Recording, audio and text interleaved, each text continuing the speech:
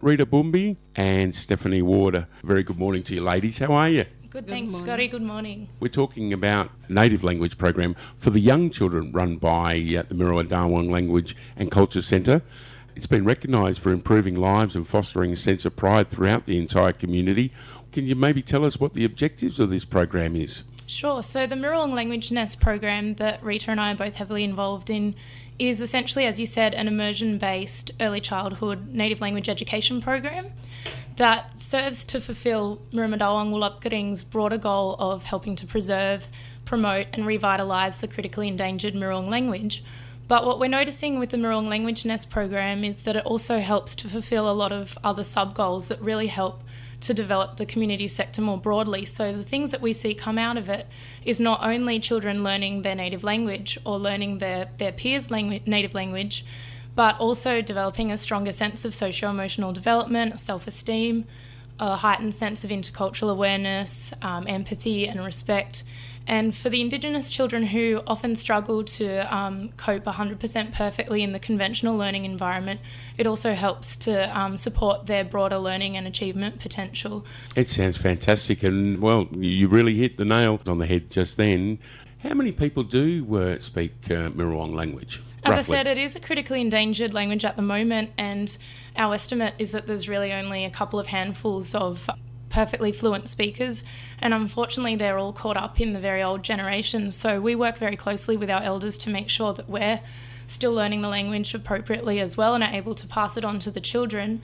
What's so lovely about the program is that the children essentially represent the future of the Miriwoong language and the Miriwoong community.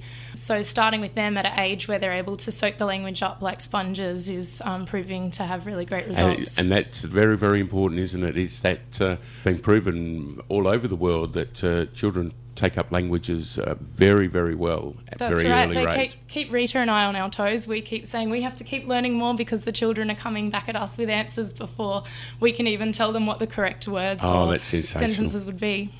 Now, you must be very proud. The Centre is one of 5 finalists in the organisation category of the 2015 HESTA Community Sector Award.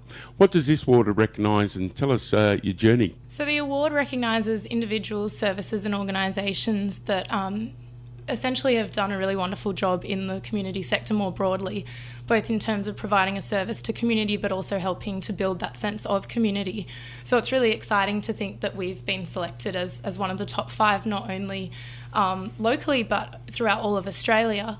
It's been a pretty big but beautiful journey for both Rita and I. We both joined forces early last year when we first launched the program, and I guess the program started off as a big dream and now it's becoming a really big reality as well. We were very lucky to receive such fantastic feedback from not only the participating children but also their educators and their parents, which allowed us to be recognised in the WA Regional Achievement and Community Awards last year. And now it's just so exciting to realise that we've been able to be recognised on the national scale. Yeah, I'm so happy that some children, they see me, they're like Tagabox or like calls, and they say, "Mom, that's the Miriwoong lady there. She's the one who teach me language." They always tell them, that little one tell his mom, and like she come up to me and I introduce myself to her, and she introduced herself to me. And the little one is good look now, and they can, sometimes she hold my hand, So the kids are definitely keeping us on our toes. We currently have regularly more than 200 children per week participating in the program. Wow, that's incredible. And our estimates are suggesting that there are getting close to 250 individual participants that are taking part on a regular basis. Like, I'm so proud, and they're happy with me too. Their parents. They're happy for me too that I learn my language to them at school. I think the program's really brought the children closer to each other and to their family and community.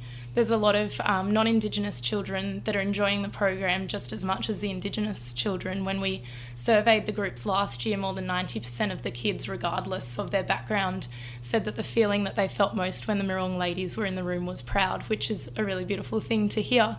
Yeah, I can thank my elders on my Gariel for it, for our language and our culture. I could just thank them for showing us, teaching us the language. to pass it on for our next generation. Fantastic.